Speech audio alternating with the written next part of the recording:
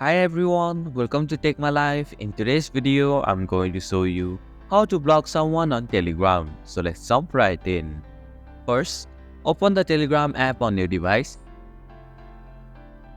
Tap on the settings option from the bottom right corner of your screen. Go to the privacy and security settings. Here, you can see the blocked users option at the top of the list. Tap on it. Tap on the block user option. Scroll through your contact list to find the user you want to block. Once you locate the user, tap on their name to block them. And this is how you can block someone on Telegram. Thank you for watching Take My Life. Hope this video was helpful. If it was, then hit the like button and comment down if you have any questions or feedback.